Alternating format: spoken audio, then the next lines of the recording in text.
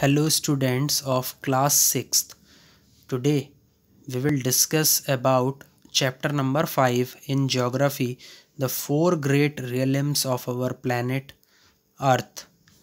And this is part 3 explanation video, and in this video we will discuss about the remaining portion of this continent Australia.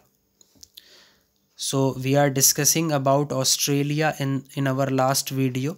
So we will continue our discussion in this video, and we will discuss about the continent whose name is Australia. The western desert is rich in iron ore and gold. जो पश्चिमी रेगिस्तान है Australia के अंदर, वो rich होता है iron ore में, यानी कि जो लोहे के अयस्क हैं उसके अंदर रिच होता है, और जो सोने के अयस्क हैं उसमें क्या है, रिच है. And the Nullarbor plain has the largest deposit of limestone. जो नोलाबोर प्लेन है वो क्या है, सबसे बड़ा लाइमस्टोन का क्या है, डिपॉजिट है. मतलब लाइमस्टोन सबसे ज़्यादा वहाँ पर इकट्ठा होता है. Lake Eyre the largest lake of Australia. और जो लेक आयर है वो सबसे बड़ी झील है ऑस्ट्रेलिया की.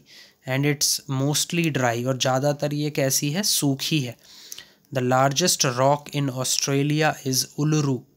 जो सबसे बड़ी चट्टान है ऑस्ट्रेलिया में वो कौन सी है, उलरू है. आयर्स रॉक इसे बोला जाता है. 348 मीटर्स हाई. इसकी जो लंबाई है वो 348 मीटर है.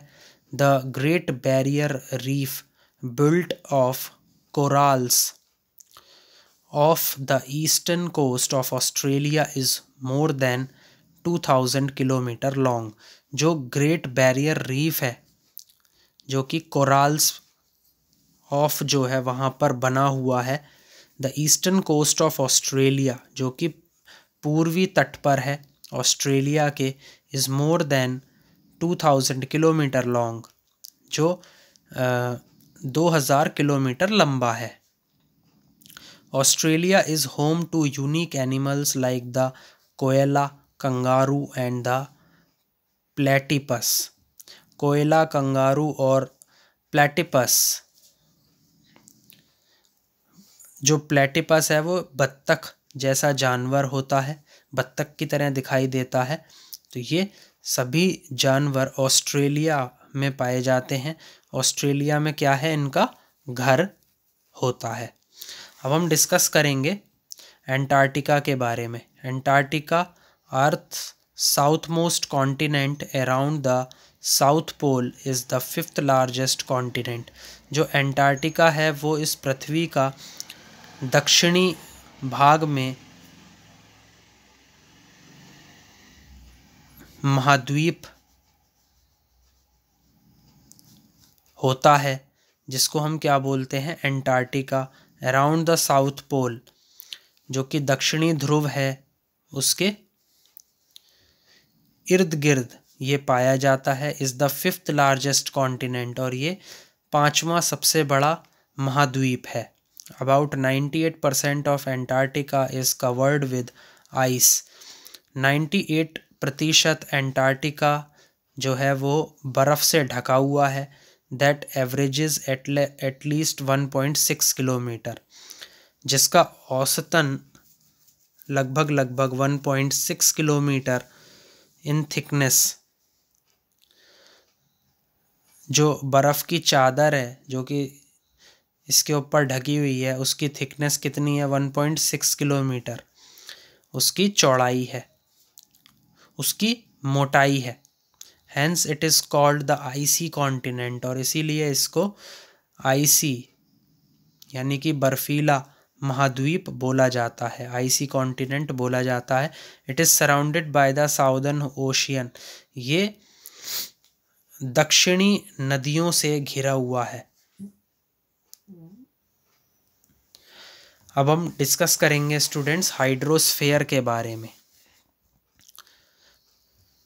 तो हाइड्रोस्फीयर क्या है students? Watery layer of the earth surface. जो हमारी पृथ्वी की सतह है उसके ऊपर जो पानी की परत है उसको हम क्या बोलते हैं? हाइड्रोस्फीयर बोलते हैं।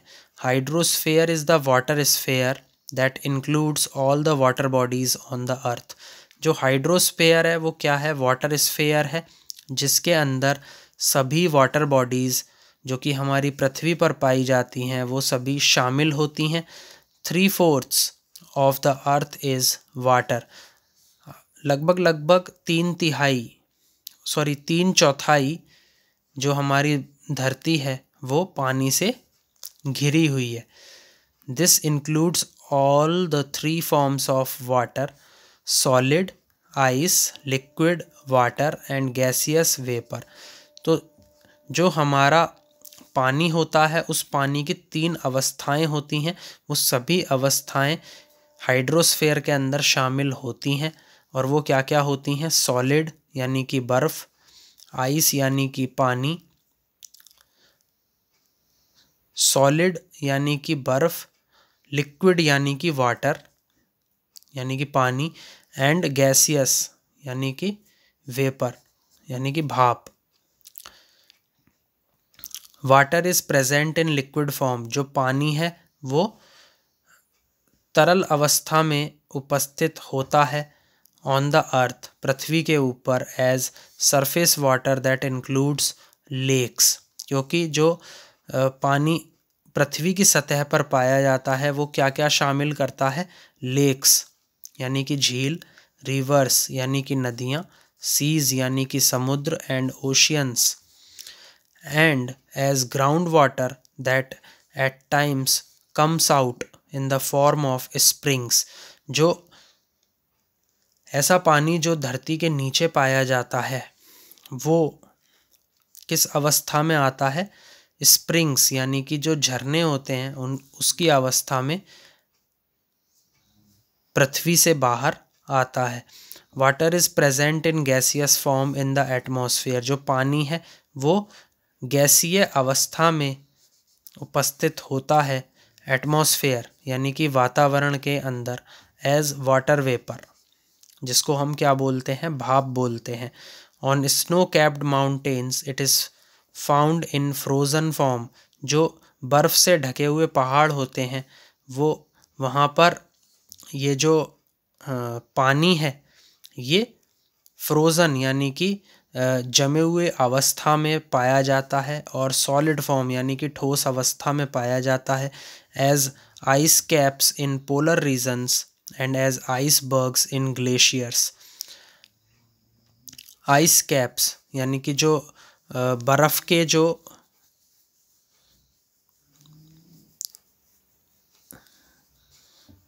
कैप्स होती है जो कि कहाँ पर? ध्रुवीय क्षेत्रों में पाई जाती हैं, पोलर रीजन्स में पाई जाती हैं, एंड एज आइसबर्ग्स। आइसबर्ग्स क्या होते हैं students?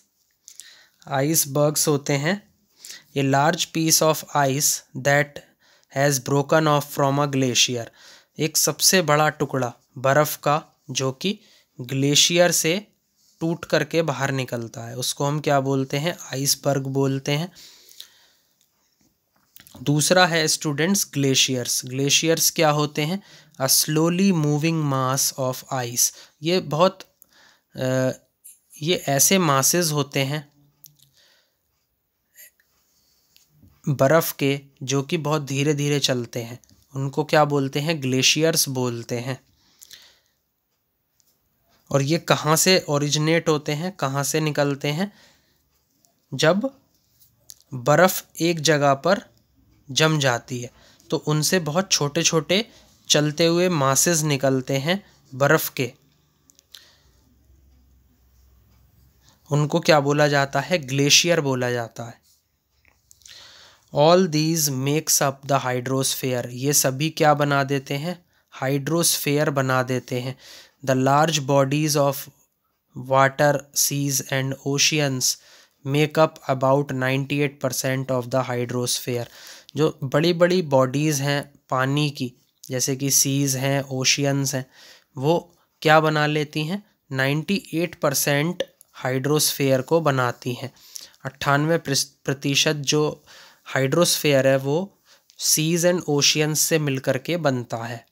All the oceans and seas are interconnected. जितनी भी नदियां हैं, जितने भी समुद्र हैं, वो सभी एक दूसरे से जुड़े हुए होते हैं। Hence the level of water in the ocean and sea is same throughout. इसी वजह से जो पानी का स्तर है नदियों में, समुद्र में, वो एक समान होता है। This is called as mean sea level. और इसको क्या बोला जाता है? मीन सी लेवल बोला जाता है।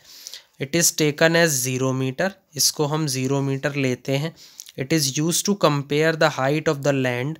ये जो धरती की लंबाई है, जो धरती की ऊंचाई है,